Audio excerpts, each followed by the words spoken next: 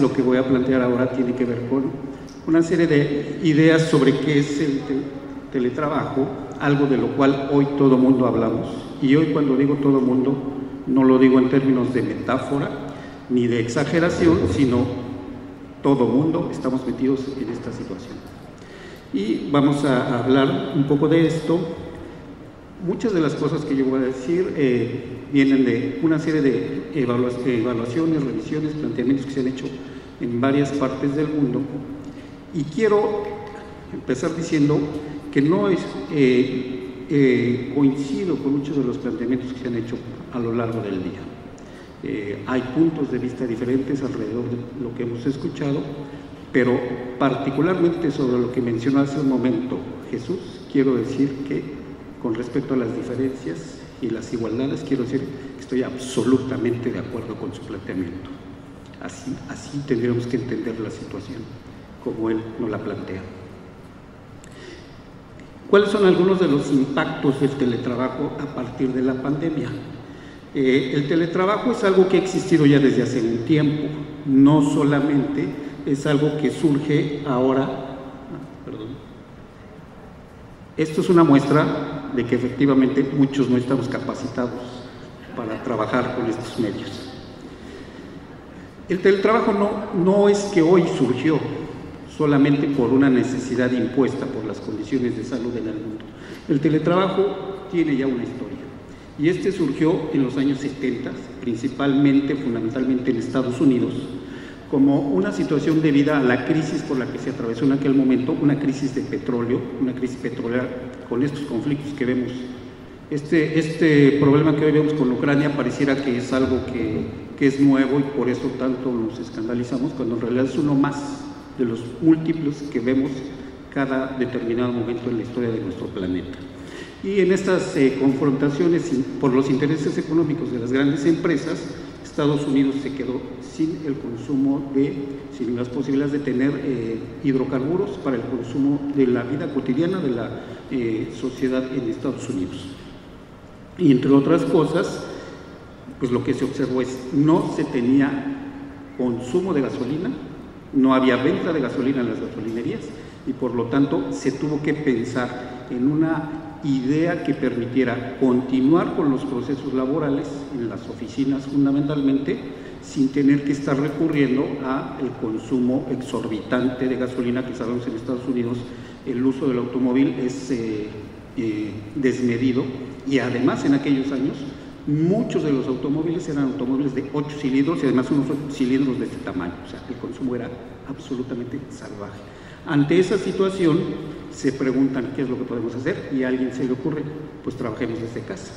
Solo que trabajar desde casa para aquellos tiempos tenía una serie de complicaciones que hoy más o menos se han salvado. Sin embargo, a pesar de eso, plantean, podemos hacer que muchos de los trabajadores de las grandes compañías puedan colaborar desde su casa, con la mensajería tradicional, solamente en ese momento con el teléfono, y muy pocos solamente, no como ahora, muy pocos con algún incipiente sistema de computación.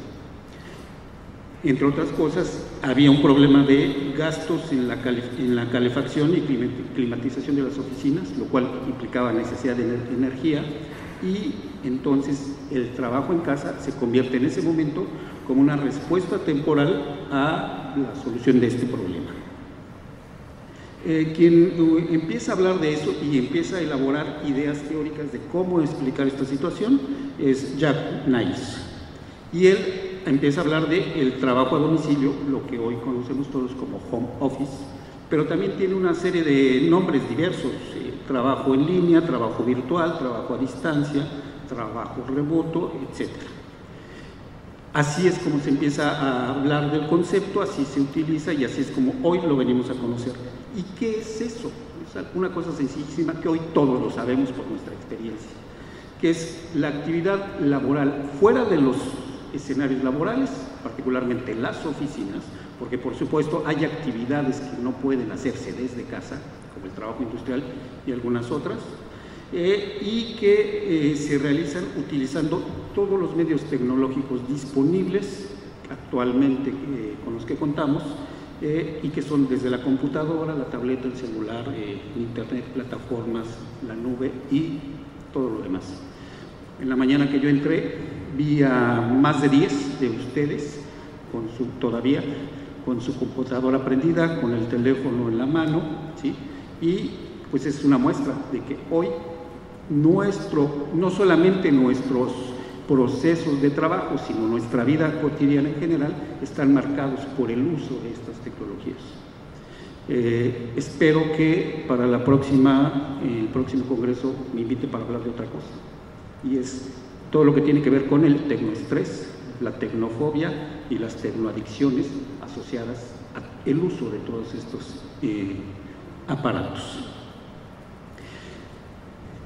El home office o el trabajo a distancia no es solo una forma diferente de organizar el trabajo que tenemos que realizar, en realidad es una forma de organización del trabajo en la sociedad capitalista contemporánea.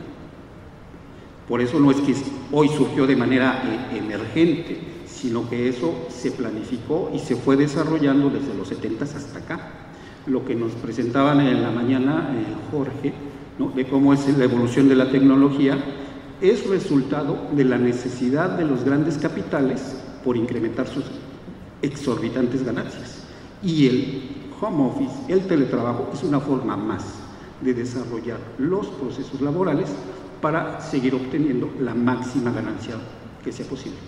Y la muestra lo tenemos que precisamente en los 2 años de pandemia, las empresas más grandes ganaron cantidades astronómicas de dinero, a diferencia de la gente que perdió el salario, que perdió el empleo y que ha tenido unas condiciones de vida nada favorables resultado de la pandemia. A diferencia de eso, las grandes compañías han tenido ganancias exorbitantes. Entonces, esa es una forma de organizar el trabajo, de planificar las actividades que todos y cada uno de ustedes y nosotros desarrollamos todos los días en cualquier centro de trabajo.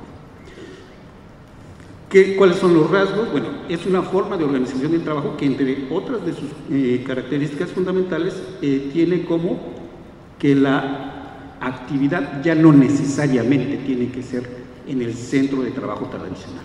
En su caso ya no son las oficinas, y en el caso de ustedes, en nuestro caso, ya no es el salón de clase, ya no es la escuela, no es la aula, puede ser cualquier otro lugar o la casa en donde vivimos nuestra vida familiar. Y otro de los rasgos fundamentales es precisamente el uso de la tecnología. ¿Sí? No podemos pensar en el home office sin tecnología. Aunque en los 70, sin tener toda esta tecnología, se empezó a desarrollar esta forma de organizar el trabajo para tener posibilidades de que no se parara el trabajo en la gran industria y en el gran comercio en Estados Unidos. Entonces resulta que el desarrollo tecnológico, como ya lo vimos en la mañana, el desarrollo tecnológico es lo que permite y es lo que ha determinado esta evolución de las formas de trabajar. A tal grado, hace algunos años era impensable, no sé si ustedes lo llegaron a pensar en algún momento, era impensable que nos imagináramos dando clases en un lugar que no fuera el salón de clase. ¿Sí? Sin embargo, hoy creo que todas hemos tenido la experiencia de impartir clase desde nuestra casa con un aparatito como el que ustedes tienen enfrente, y por el otro lado los estudiantes, los alumnos, las alumnas que suponemos nos están poniendo atención. Entonces, el teletrabajo ha evolucionado desde la primera generación, que fue este primer paso de la oficina a la casa. Lo más que se podía acercar ya un poco más adelante, en los 80s, 90s, es el fax, ¿no? Lo que nos tenía vinculado a la oficina, si estábamos en otro lado, el teléfono. Pero después ya pasamos en la segunda generación al uso de todos estos teléfonos móviles que permiten mucha mayor facilidad de poder desarrollar las actividades laborales, aunque eso también tiene una explicación. Yo no sé si ustedes recuerdan, en la mañana también hablaban ¿de cuál era? No recuerdo ahorita la marca, el que se abría, el grisecito que dijo, ¿sí? El Movistar. Bueno, no sé si también ustedes recuerdan, o alguno de ustedes tuvo, el BlackBerry. ¿Saben por qué el BlackBerry se llamó BlackBerry? BlackBerry se le denominaba a la esfera de metal, a la esfera de fierro, que iba con una cadena precisamente encadenada a la pierna de los esclavos negros en Estados Unidos, ¿sí? Y entonces quienes inventan el BlackBerry, pensado así, pensado para que fuera un teléfono móvil al que tuvieran acceso oficinistas, empleados de oficina, mandos medios hacia arriba, vinculados permanentemente las 24 horas del día de las 7 semanas a la oficina. ¿Sí? El BlackBerry era eso, la gran esfera que encadena a la pierna del esclavo se convirtió en un aparatito de este tamaño. Y la tercera generación es lo que estamos viendo en este momento, ¿no? En donde lo que vemos es que cualquier escenario se puede convertir en una oficina, en la oficina virtual. Y en este caso diríamos, cualquier escenario lo podemos convertir en nuestro salón de clase, en donde ya no necesitamos estar en un solo lugar, ya no digamos la oficina, sino en la casa para estar recibiendo el fax, ¿no? Sino que hoy podemos irnos a cualquier lugar, a un parque, a un café, y desde ahí realizar nuestras actividades laborales. ¿Cuáles son? Todo el mundo habla hoy de las ventajas del trabajo a distancia, y hay quien dice que este ya llegó para quedarse, ¿no? Y hay quien dice, particularmente en lo que tiene que ver con todos los procesos de enseñanza-aprendizaje, que ese es el futuro de la educación. Sin embargo, como yo soy un poco pesimista, en realidad el que me hayan invitado a esta hora es más que atinado. Nadie mejor que yo para hablarles de este tema, porque a mí a muchos lugares no me invitan, aunque yo les digo, oye, invítame, no me invitan, ¿no? Y a otros me invitan por una razón, porque necesitamos a alguien que nos llegue a hablar de manera pesimista del asunto, y entonces, bueno, sí me invitan. Y entonces yo cumplo con mi papel.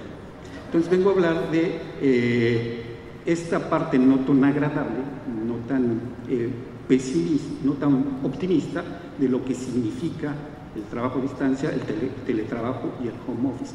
Cuando hablamos de teletrabajo estamos hablando de esa forma de realizar las actividades laborales en cualquier lugar o en cualquier espacio y en cualquier momento. Se habla del home office particularmente cuando esto ocurre en el lugar de residencia permanente de aquel trabajador que está desempeñando su actividad. Se utilizan hoy como sinónimos, pero en el sentido estricto no son sinónimos, no son lo mismo, porque yo puedo realizar mi trabajo, ya decía yo, en el jardín, en el café, en la cantina, ¿por qué no? En donde sea necesario, donde me guste, donde me agarre la urgencia y me dicen, mándame tal información, y en donde esté lo hago. Y la diferencia con el home office es que es en la casa de cada uno de ustedes. ¿Sí? Desde ahí se realiza la actividad laboral. ¿Cuáles son algunos de los efectos negativos de esta forma de trabajar? Bueno, tenemos aquí una lista y hay más. Y por supuesto es la prolongación de la jornada de inicio. ¿Sí? Nuestro horario de 8 horas, supuestamente, que así debería de ser, incluso desde el punto de vista legal, resulta que se ha extendido a 10, 12, 14, que además es algo que también hacíamos desde antes, ¿no? ¿Quién de ustedes no, los fines de semana o los periodos vacacionales, se lleva trabajo a casa? A preparar el examen, a calificar exámenes, a preparar la clase, a preparar la exposición, etcétera, etcétera, etcétera. Entonces la jornada se ha prolongado, por eso no es de gratis que la OCDE desde hace algunos años ha estado planteando que México es uno de los países que más horas destina al trabajo. Primero dijeron uno de los países que más trabaja, y después dijeron, bueno, no es que trabajen tanto, pero que pasan tanto tiempo en el lugar de trabajo. México es uno de los principales en todo el mundo. Eso significa, por supuesto, el aumento de la jornada, de la carga de trabajo, es decir, cada vez más no solo trabajamos más, sino cada vez realizamos más actividades con todo lo que esto significa en términos de sobrecarga de la información a partir del uso intensivo del celular. Podemos no llevar la computadora por alguna razón a algún lugar, pero el celular no perdonamos no traerlo en la bolsa. El incremento de las reuniones de trabajo.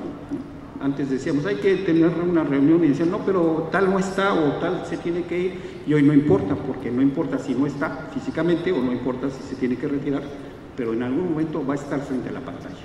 ¿Sí? Falta de claridad y establecimiento de prioridades de las tareas. Es decir, un poco lo que ha ocurrido hoy con el home office es que se han desdibujado responsabilidades, se han desdibujado muchas de las prioridades que corresponden a cada quien. Entonces ha habido una alteración de las formas de trabajo, de las responsabilidades, y eso ha significado algunos problemas. Por supuesto, la falta de un puesto de trabajo apropiado. Hoy un rincón de la casa se ha vuelto en nuestro puesto de trabajo. Lamentablemente no todas las casas, no todas las familias, no todos tenemos un lugar adecuado para poder realizar nuestras actividades. Y por supuesto, una de las cosas que ha tenido una fuerte discusión es que los recursos económicos para el desempeño de las actividades laborales hoy en buena medida se han descargado en el bolsillo del empleado. Yo tengo que pagar mi recibo de luz, yo tengo que pagar mi servicio de internet, y además, si así ha ocurrido en muchos de los casos, me tengo que comprar un equipo que me permita desempeñar mis actividades, lo cual ha liberado a las empresas de cierta responsabilidad que les debería de corresponder. Y por supuesto hay un incremento significativo de la supervisión a través de los procesos de digitalización.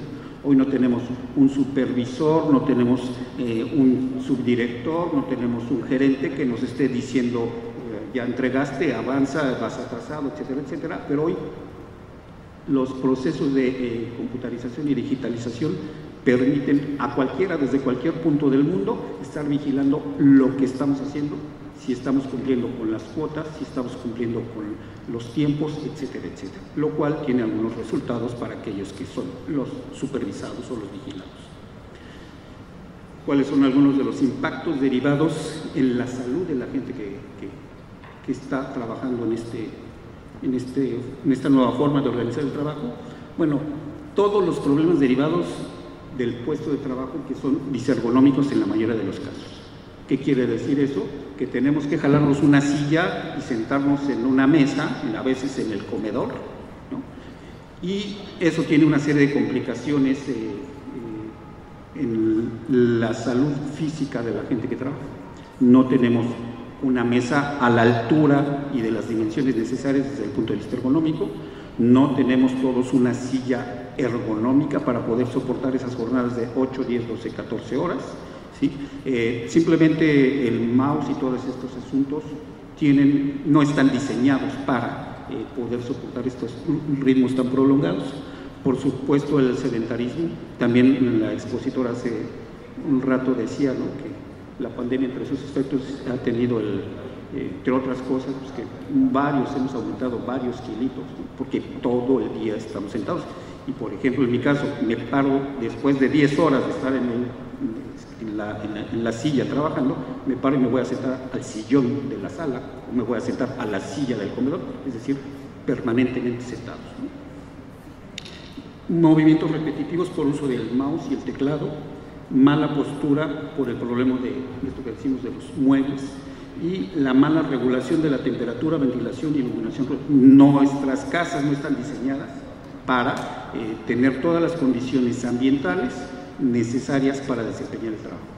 Nosotros tenemos nuestro foco para iluminar la habitación, pero no hemos pensado ni en la intensidad de la luz que necesitamos, ni en el tipo de luz que tenemos que utilizar dependiendo de la actividad que realizamos. Trabajar con computadora no se puede realizar en términos de salud en el trabajo con cualquier foco, ¿sí?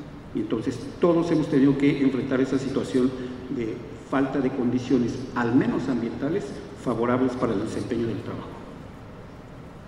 Los impactos en la salud de nuestro organismo está, para empezar, problemas lumbares, várisis, túnel del carpo, la epicondilitis, que es el túnel del carpo tiene que ver con el uso reiterado del ratón moviendo así la muñeca, y la epicondilitis tiene que ver con el estiramiento del brazo que termina así, por eso se le llama el codo del tenista, porque empieza con un dolores desde el codo hasta todo el brazo y después la falta de movimiento y la falta de fuerza.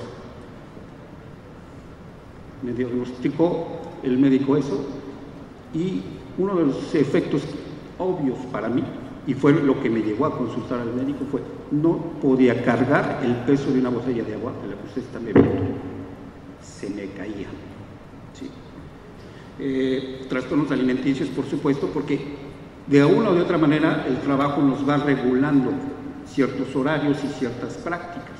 Cuando estamos en nuestra casa comemos lo que sea a la hora que sea, o al revés. Pues como estoy en la casa, al rato como, ¿no? Y entonces vamos comiendo a las 8 o 9 de la noche.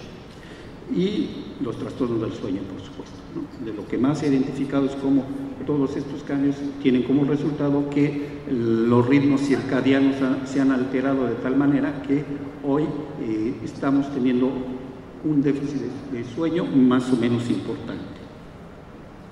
Particularmente con las alteraciones de orden psíquico nos encontramos con toda la sintomatología asociada al distrés, ¿no?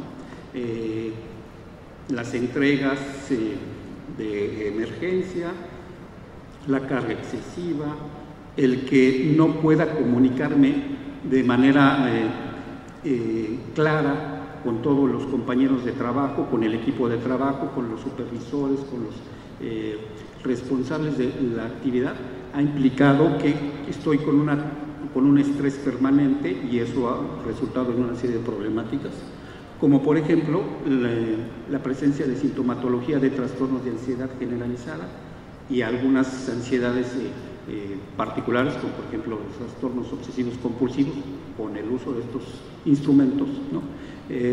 Y otras cosas, y también sintomatología depresiva, ¿no? Gente que se ha deprimido por estar tanto tiempo encerrado.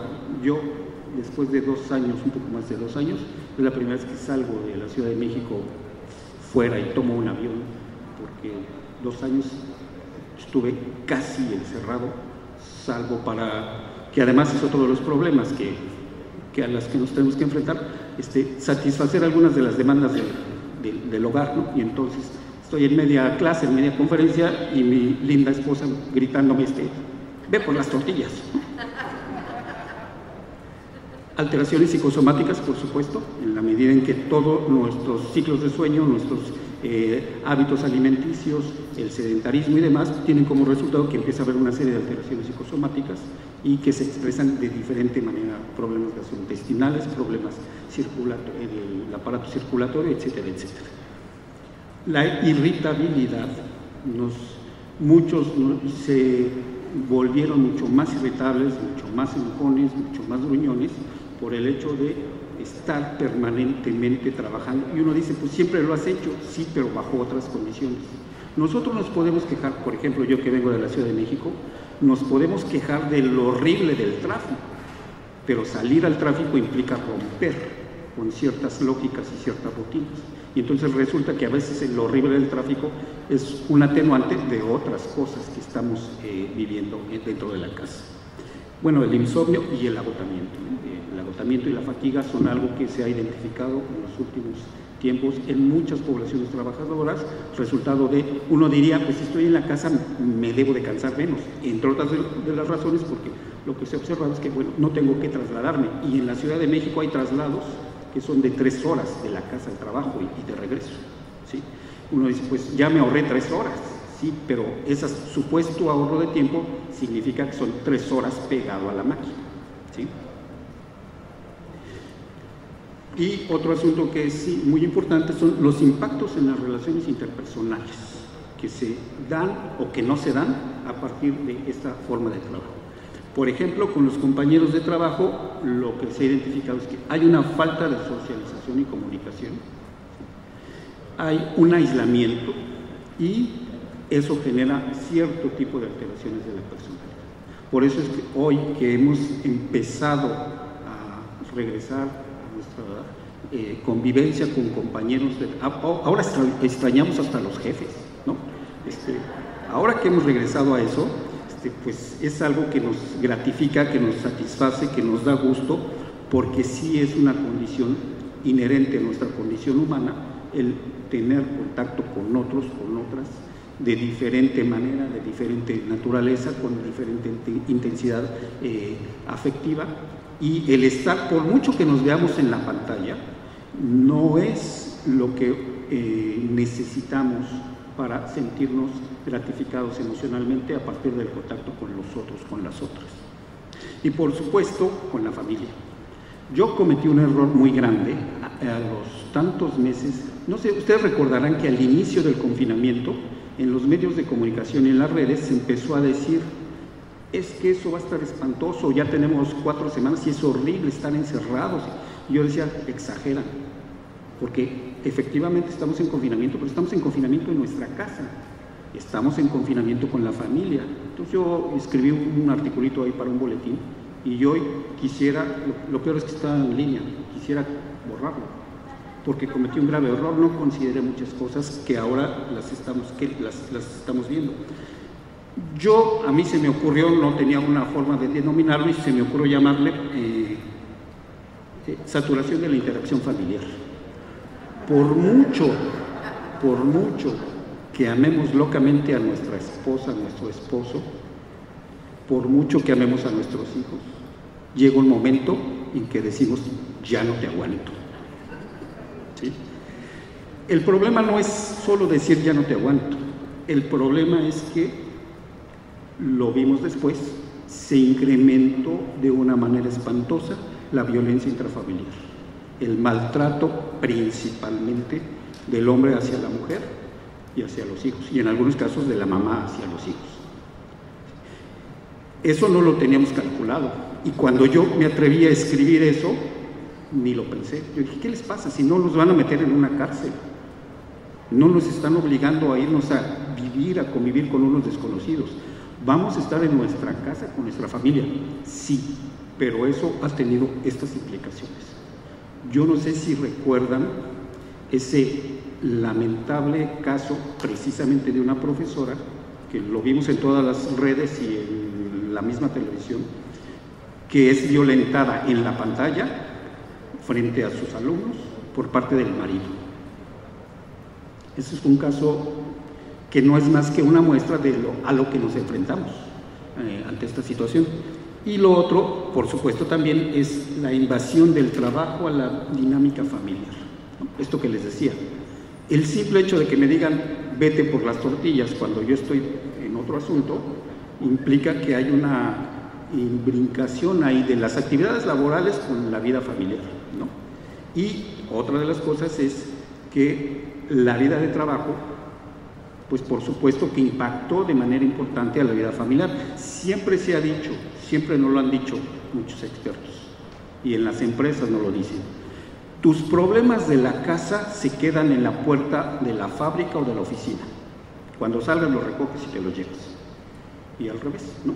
En la casa no me vengas a hablar de tus problemas con el jefe y con el compañero, etcétera. Eso es imposible, nunca ha sido posible. Ahora menos, cuando el lugar de trabajo es la propia casa, ¿sí? Entonces, eso ha contaminado nuestro espacio laboral y ha contaminado nuestra vida familiar, de tal manera que pues ha habido toda esta serie de problemáticas sociales de las cuales hemos sido testigos. Esto significa que no todos tienen un lugar apropiado para trabajar, lamentablemente.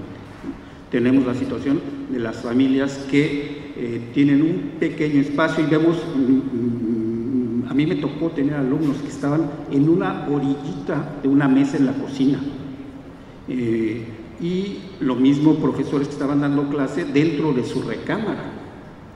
Yo, déjenme presumirles, por fortuna tengo un estudio en la casa lo suficientemente amplio, y entonces los alumnos me decían: tengo varios libreros detrás de la pantalla. Entonces los alumnos me decían: oye maestro, profe, ¿cuántos libros tiene? ¿No? Yo soy un caso afortunadísimo, porque no todos tuvieron esa posibilidad. Y además yo tenía mis computadoras para trabajar.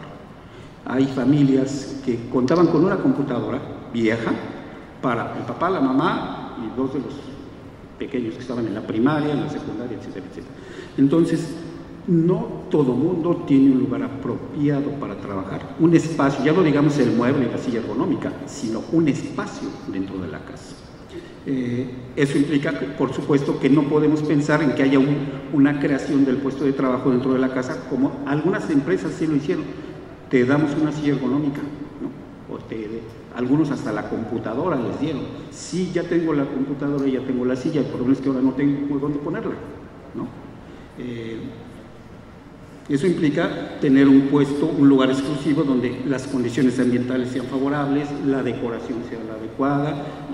A mí me tocó tener alumnos, yo soy profesor de una universidad pública y además mi facultad fue diseñada en los años 70, junto con otras 5, fuera del campus central de Ciudad Universitaria. En aquellos años era la periferia de la Ciudad de México. Y por supuesto, todavía hoy, 45 años después, la mayoría de nuestros alumnos pertenecen a esas zonas, lo cual quiere decir no son familias, no vienen de familias en general de una posición económica holgada. Y entonces yo tenía alumnos que ponían su cortinita para que no se viera el aspecto de su casa.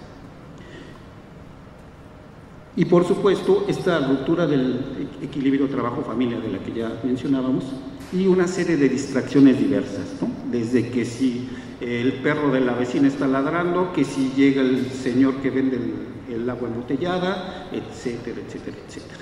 Es decir, trabajar en la casa no es tan simple y tan fácil como pudiera parecer. ¿Qué pasa en Latinoamérica a partir precisamente de la pandemia? Estos son algunos datos que surgen en 2020, meses después de estar en el confinamiento. Bueno, aquí ustedes pueden ver, ¿no? El 60% de empleados de varias empresas que fueron encuestadas en varios países de Latinoamérica decía que no hay posibilidades, como lo es en la oficina, de hablar de los proyectos, de los objetivos y de generar ideas, ¿no? Por mucho que tengan la computadora. El 33% decía que trabajaban fuera del horario y muchas más horas. El 16% que les costaba poner límites entre la vida personal y el trabajo. Al 12% le faltaba un equipo para trabajar de manera saludable. O sea, por mucho que tenga una computadora de última generación, eso no necesariamente garantiza que con esa computadora puedo conservar mi salud. El 9% no toman los mismos descansos que en la oficina, es decir, resulta que a veces descansamos más en la oficina de lo que supondríamos que podemos descansar, ¿no? O en el lugar de trabajo, y en cambio estando en la casa, pues ahí uno se queda sentado 10 horas o más. La falta de comunicación, no obstante todos estos medios, lo que se logró identificar es que había una fuerte falta de comunicación para el desempeño de las actividades entre superiores, mandos gerenciales, etcétera, etcétera. Y no se cuenta con el apoyo del líder y además, cosa importantísima, no se extraña a los compañeros de trabajo. O sea, yo sí lo sentí en carne propia. Tengo compañeros y compañeras para mí odiosos y los extrañaba.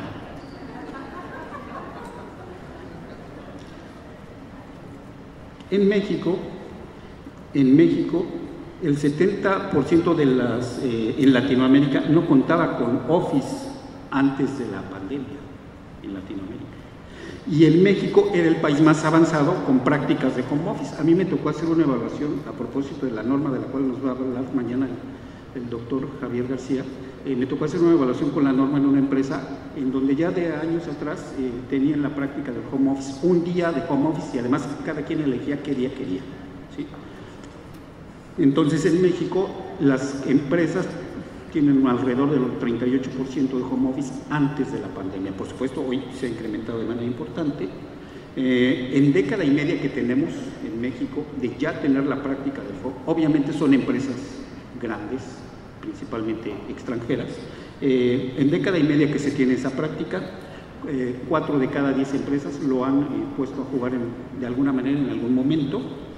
Y particularmente con respecto a la legislación en materia, tenemos que la Ley Federal de Trabajo solamente tiene el título 4 sobre trabajos especiales, en donde ahí se hace referencia en los artículos 311, del 311 al 330 al trabajo en domicilio, solo que se refería a los trabajos industriales hechos de maquila y demás hechos en la casa, no al trabajo de oficina, por supuesto mucho menos al trabajo educativo. Y el capítulo 12 bis se incluyó un 12 bis sobre teletrabajo, pero ahora la Secretaría del Trabajo se supone está trabajando para la norma sobre teletrabajo, ¿no? Se supone que próximamente se daría a conocer y estaría vigente. ¿Qué es lo que está pasando en el mundo empresarial con la pandemia? Bueno, hay 3 posturas al respecto. Vamos a regresar al entorno de trabajo completamente presencial y nos olvidaremos de lo que ocurrió con el teletrabajo. Como decía en la mañana Jorge, pues eso no puede ser posible, no va a ser posible. Sin embargo, hay quienes piensan que sí, ¿no? El trabajo en modalidad híbrida, vamos a buscar una forma de equilibrar ambas formas de trabajar, y otros muy optimistas con respecto a esta forma de trabajar, que dicen que el trabajo a distancia o teletrabajo será la tendencia y nos convertiremos en teletrabajadores de aquí en adelante. Habría que ver cuál de las 3 es la más pertinente. Les pongo esta imagen pues quiero señalar, y una vez más les digo, soy malo con estas cosas. Les pongo esta imagen de estas torres. No sé si ustedes las conozcan. De este lado de arriba es la Torre Mayor, sobre Avenida de Reforma en la Ciudad de México. La de junto es la Torre Reforma. La de enfrente es la Torre Vancomer. Y esta que tiene la forma medio ovaladita, en realidad no existe. Pero esa es una proyección arquitectónica.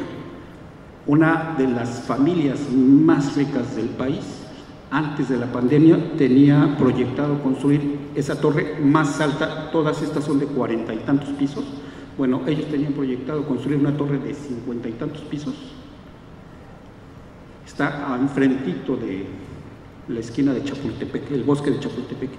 Bueno, ahora con la pandemia dijeron ya no. Y bueno, el despacho de arquitectos dijeron, ¿cómo que ya no? No te nos vas a escapar tan fácilmente. Ahorita están en negociaciones de que posiblemente sí se construya, pero va a ser de 20 y tantos pisos, o sea, 30 y tantos pisos menos. ¿Cuál es la razón? Porque ellos dijeron, ¿perdón? Igual, sí. ¿Cuál es el argumento? Ya no es negocio vender o rentar oficinas, porque la gente ya no va a estar trabajando en esas oficinas. Y rápidamente, ¿qué pasa con el home office en la educación? Bueno, surge como una condición de emergencia, lo cual yo celebro. Nos salvó, y otra vez lo digo, salvó al mundo. Si esto nos hubiera ocurrido en los 70 o menos, hubiera sido un caos espantoso. Sin embargo, ahora nos salvó. Sin embargo, tendremos que ver hasta dónde sí es una forma alternativa. Sobre todo en aquellos que dicen que ya llegó para instalarse, pero además casi de manera completa, ¿no? Pensemos en la educación solo de manera a distancia y veamos cuáles son los posibles efectos que puede tener esto. ¿Cuál es el futuro de la educación en el mundo? A los 4 meses, más o menos 5 del confinamiento, los expertos a nivel internacional empezaron a decir: se está generando un hueco en el conocimiento de las nuevas generaciones, desde pequeños de primaria hasta estudiantes universitarios, que no sabemos cuántos años vamos a pasar para poder saldar ese hueco en el conocimiento y en la formación profesional. Recuerden ustedes que ustedes no solamente son formadores de futuros profesionistas, también son formadores de ciudadanas y ciudadanos. Educamos para formar ciudadanos del mundo. Y no sé si la vía digital, con todos los problemas que ha significado, sea la mejor opción para eso, ¿sí? Y tenemos desde problemas de tipo didáctico, esto que se ha querido solucionar con, bueno, pues tómate cursos. En la UNAM nos empezaron a ofertar una serie de cursos para utilizar todos estos medios, que uno podría decir, pues ya con eso solucionamos, pero la verdad es que no es suficiente solo tomar cursos para saber utilizar la computadora y etcétera, etcétera, ¿no? Tenemos que pensar en un diseño de la enseñanza. Si lo queremos pensar que va a ser híbrida o completamente digital, tenemos que pensar en un diseño de la enseñanza desde ese punto de vista. No puede ser la misma, ¿sí? Simplemente nuestros alumnos, y además eso desde hace algunos años, nuestros alumnos ya no nos dicen leí a tal autor o leí tal libro o tal artículo, ¿no? A mí me preguntan, ¿y para mañana qué PDF nos toca? ¿No? Y eso tiene que ver con cómo estamos moldeando ciertas formas de entender la enseñanza y el aprendizaje.